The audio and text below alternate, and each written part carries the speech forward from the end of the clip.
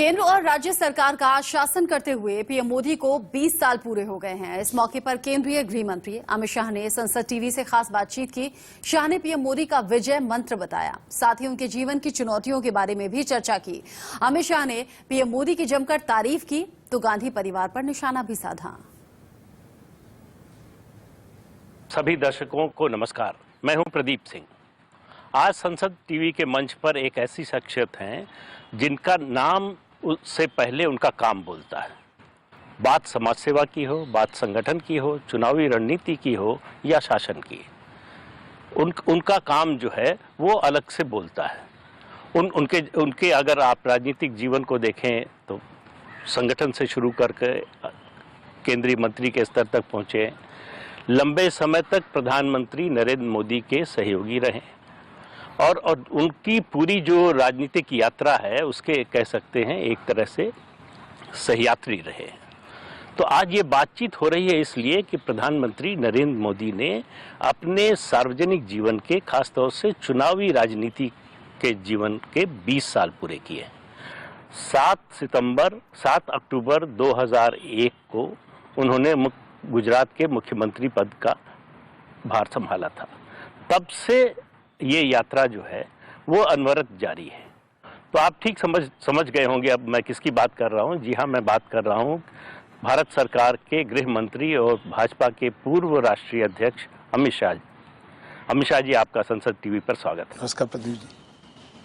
आपने प्रधानमंत्री नरेंद्र मोदी को एक स्वयंसेवक के रूप में देखा, फिर एक संगठनकर्ता के रूप में देखा, फिर एक राजनीतिक कार्यकर्ता के रूप में देखा, मुख्यमंत्री के रूप में देखा, प्रधानमंत्री के रूप में देखा और विश्व नेता बनते हुए देखा।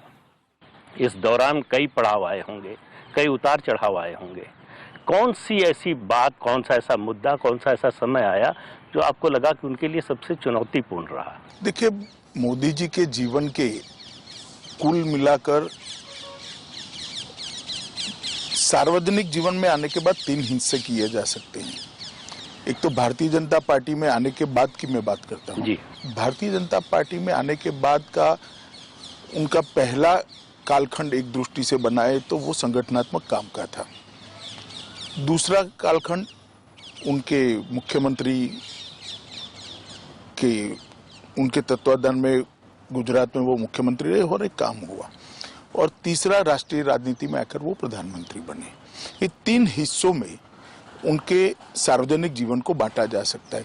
ये तीनों बेहद चुनौतीपूर्ण अपने आप में रहे। जैसे जब उनको भारतीय जनता पार्टी में भेजा गया, वो आए, संगठन मंत्री बने। उस वक्त भारतीय जनता पार्टी की स्थिति खस्ता हाल थी। गुजरात कोई पहले से भारतीय जनता पार्टी के अनुकूल राज्य रहा नहीं था। हम सब युवा कार्यकर्ता थे, कोई भविष्य नजर नहीं आता था। जब भाजपा के लिए बात करते थे या ज्वाइन हुए थे, हमारे प्रोफेसर हमें डांटते थे, कहाँ गलत रास्ते पे चले गए हो। इस प्रकार की स्थिति थी और देश में 2 सीटें आई थी।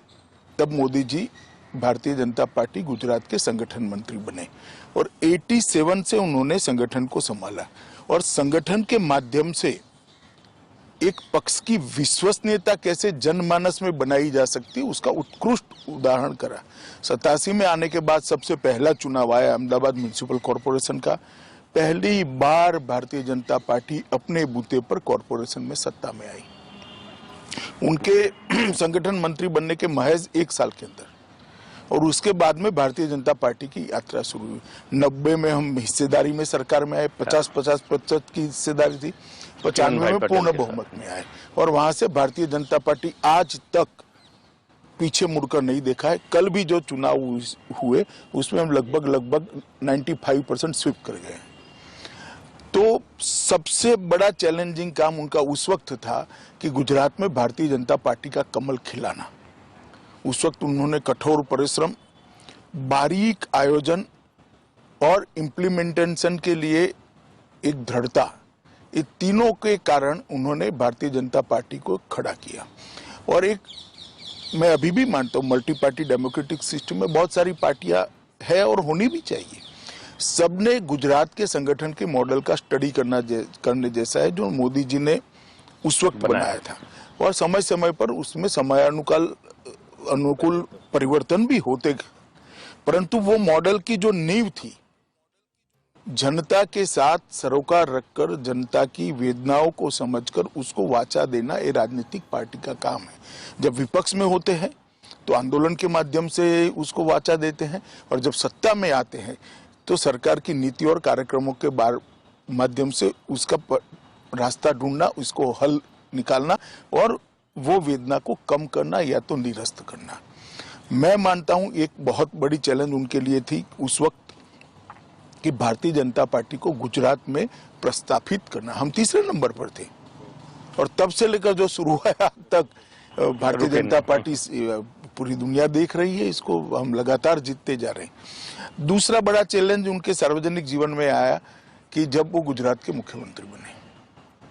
मैं जिस कॉन्स्टिट्यूंसी से आता हूं वो कॉन्स्टिट्यूंसी भी हम हार गए थे, जो गुजरात का सबसे सेफेस्ट सीट माना जाता था, साबरमती असेंबली कॉन्स्टिट्यूंसी, वो हम हार चुके थे। अच्छा। बड़ा भूकंप आया था, सारे कॉरपोरेशन के चुनाव, जिला पंचायत के चुनाव, तहसील पंचायत के चुनाव कांग्रेस स्वीप कर गई थी।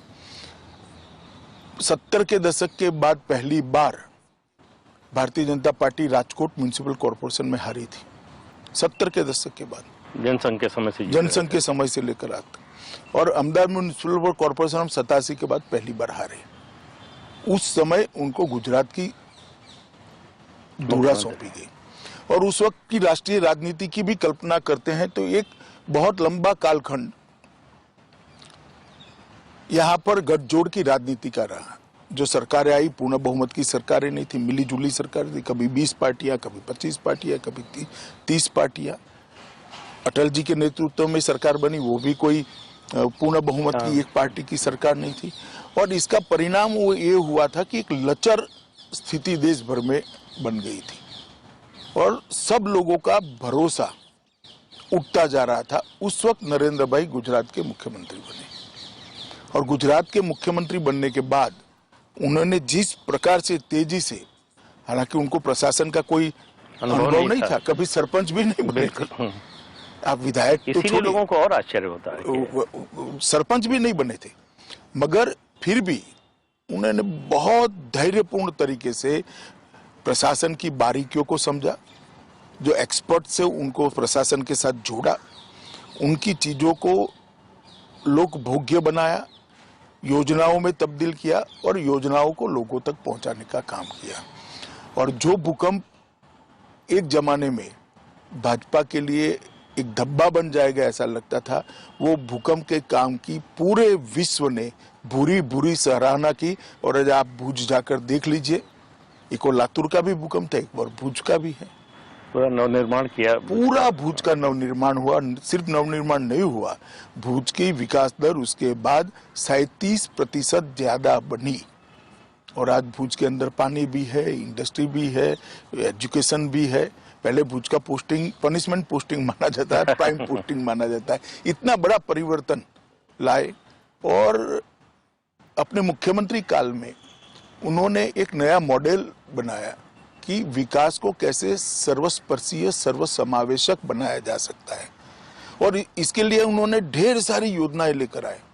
जैसे मैं 2-3 योजनाओं का ही जिक्र कर पाऊंगा समय मर्यादा देखते हुए। वन बंधु कल्याण योजना, सबसे निग्लेक्टेड गुजरात में आदिवासी थे।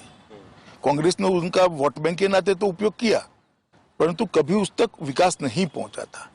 उन्होंने सारी बिखरी हुई योजनाओं को जोड़ा और पहली बार गुजरात में उनका जो संविधान का दिया हुआ अधिकार था कि उनकी जनसंख्या के अनुपात में बजट में उसको हिस्सेदारी मिले, पहली बार नरेंद्र मोदी जी ने 2003 के बजट के अंदर उनको दिया।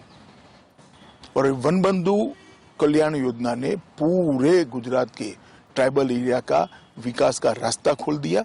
और आज ट्राइबल एरिया में बड़े भरोसे से कह रहा हूं, कोई भी क्रिटिक से क्रिटिक एनालिसिस करने वाला व्यक्ति वहां पहुंच जाए, सूरत शहर और डांग के जिले के बीच में कोई अंतर वो नहीं ढूंढ पाएगा। इतना बड़ा परिवर्तन हुआ। इसी प्रकार से राजनीतिक लाभ भी मिला। राजनीतिक लाभ दूसरी बात है, मगर लोगों का भरोसा लोकतंत्र के अंदर दृढ़ हुआ। सागर छोड़ के हमारे किनारे थे तो उसके लिए भी एक योजना लेकर आए वो भी निग्लेक्टेड पड़े थे, जबकि सबसे ज्यादा खनिज संपदा वहीं थी। रेवेन्यू सबसे ज्यादा वहां से आती थी, बंदरों के कारण सबसे ज्यादा इंडस्ट्री वहां लगी थी। पूरे सागर छोर के किनारों को रोड से जोड़ दिया और इसके वहां पर हर तहसील की एक डेवलपमेंट प्लानिंग बनाई गई और सागर खेडू विकास योजना वहां उन्होंने शुरू की। आज वो एरिया पूरा गुजरात की इंडस्ट्रियल डेवलपमेंट का बैकबोन बना हुआ है।